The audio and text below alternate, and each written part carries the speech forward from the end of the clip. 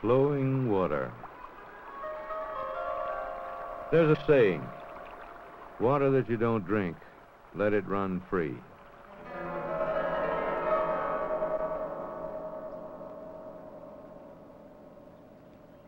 A stream of good, clear water running full and free draws people to its banks.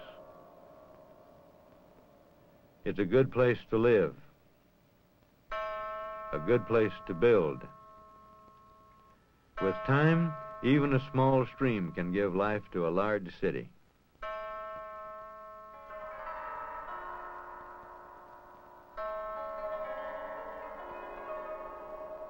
With care, even a little river can make an ordinary town into a special place.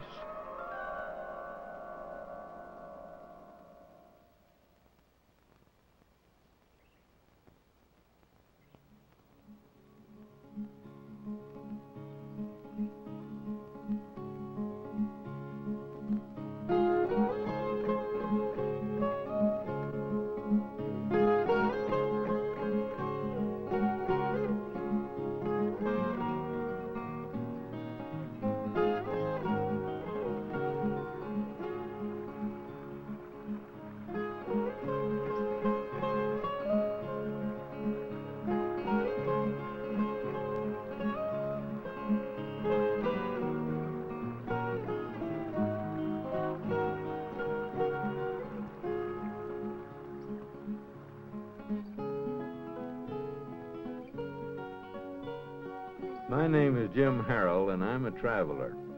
I'm beginning a canoe trip through a special place in America. Looks like a clear river in the middle of a wilderness, doesn't it? Well, no matter what it looks like, the fact is, we're on the San Antonio River, which winds its way through the heart of San Antonio, Texas.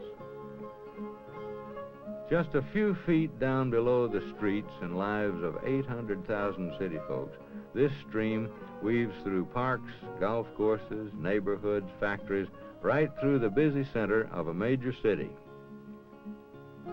And that's the story we're going to tell, about a city and its river. You see, there's one thing about rivers, you can't ignore them. And throughout San Antonio's history, its people have had to deal with this river face to face. Sometimes the river was a threat to the people, and sometimes the people were a threat to the river. On this trip, we'll hear how San Antonio has worked for a solution which would give them the best of both worlds, a good city and a safe and beautiful river. We'll meet some of the people, old folks, young ones, people like you and me, ordinary citizens who cared about their city and their river. It all began, as Henry Guerra tells us, over 250 years ago. The real beginnings of the San Antonio River, under that name, date from the 14th of June, 1691, when the first Spanish entrada came upon this river in what was really an oasis, because at that time this was a semi-desert. They came to this place that the Indians called Yanaguana. They called it San Antonio because it was his day, the day of St. Anthony of Padua. And it has borne the name San Antonio ever since, both the city and the river. From the river were drawn the waters that irrigated the fields, both for the town and for the 5 mission settlements that came to be developed here. The mission San Francisco de la Espada was founded in 1731. By 1737, the mission Indians, under the direction of the Franciscan fathers and doubtless some engineers of the Spanish Army, had developed a complete irrigation system for the mission farmlands. That irrigation system still carries water to irrigate what were the farmlands of the mission San Francisco de la Espada. Many of the private owners of that farmland today are direct descendants of the mission Indians, still benefiting from the marvelous engineering feat that this acequia system constitutes. We should always remember that it is a priceless asset, this San Antonio River, because it reflects the entire course of the history of our people and of our state. From this quietly flowing stream, which occasionally floods, have come most of the great events of the history of Texas in the Spanish colonial era, during the time of the War of Texas Independence, through the Civil War, the Reconstruction, and the development of modern Texas. Progress is priceless, but even more valuable is the history of our people.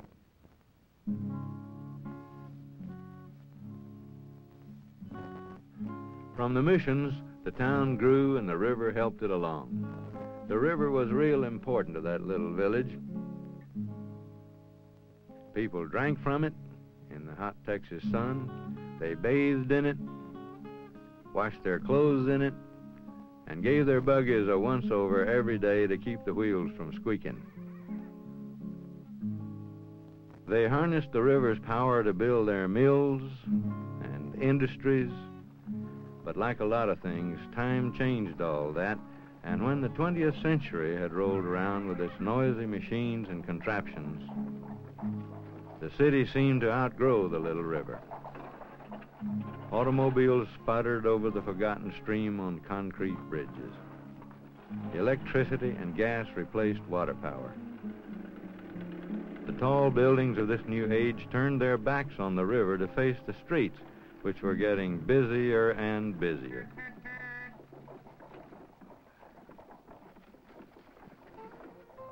But if people can ignore rivers, rivers can ignore people too, and their buildings, and their cities, in terrible ways.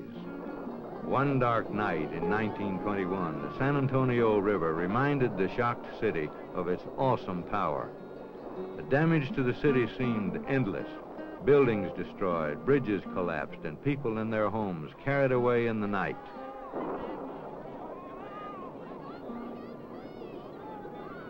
After clearing the wreckage from the streets and beginning to rebuild, the city's leaders looked hard for a way to protect the city from the river's future rampages. One of the big problems were the many bends in the river. The same thing that made it beautiful made the water pile up and flood. The city's fathers were almost ready to adopt a plan to straighten the stream and channel it through a cement storm tunnel. Then, some folks decided that that was the same as destroying the river. Flood control was important, but people who had grown up on the sunny riverbanks wanted their children to share those memories. A concrete tunnel would not do. As usual, just a few people would take action. One was a young artist named Emily Edwards. Miss Emily and her friends watched the debates about flood control and came up with a very unusual way to persuade the leaders to save the river. Widen streets and do all sorts of things. And we thought that we would get on the good side of City Hall. So we gave the goose that laid the golden eggs as a puppet show with the goose as the river. And Mr. and Mrs. San Antonio were quarreled about their goose. He wanted to cut the head off, get his eggs all at once. Well, she had the eggs. She treasured the eggs. They were the missions and the trees and the parks and the various things that the river had presented to the city. And she refused positively that he should kill a goose.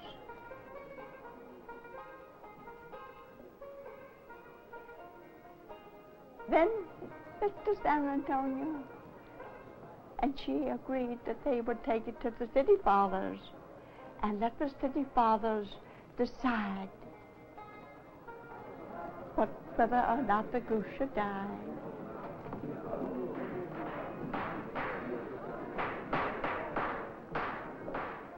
And when the inside curtain had been raised, I sat in great dignity the mayor and the commissioners as puppets.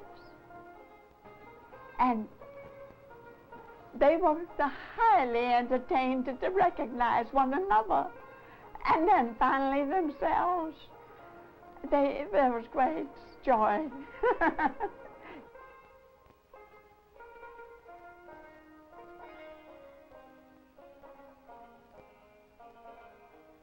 Then the firehead we come, and Mr. San Antonio told them, he said the city needs so much improvement. Needs better roads, needs bridges, needs, there are just untold needs that the goose could give us right now instead of our waiting and till it chooses to lay an egg. Well, she then brought out her basket with some golden eggs in it, and she told the mayor and the commissioner what each egg was. Each egg was something that San Antonio values and must have and must keep. And the goose was our source. She made a good case. And the mayor put the question, shall the old goose die? And everybody, we had our friends in the audience, everybody said no. No. And the old goose did not die. But the puppet show was only a start. Miss Emily decided it was time to let the river speak for itself. Afterwards, since the goose was not to die, we thought we'd educate the gentlemen, and we asked them if they would explore the river with us. Well, it was a revelation. We got on the river where the Catholic high school is, and it was very lovely, lots of trees, beautiful entry to it, and we went down around several curves, and around the curve at the Tunstall place, and along the Lewis place, places that had been chosen for their proximity to the river.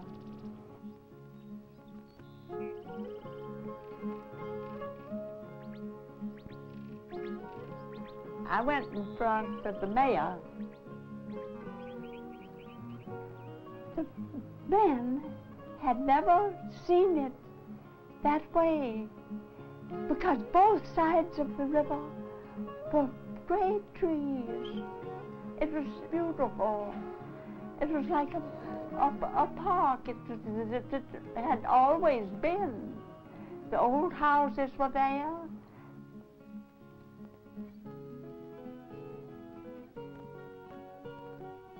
The river has been the soul and heart of San Antonio, and it's the principal reason that we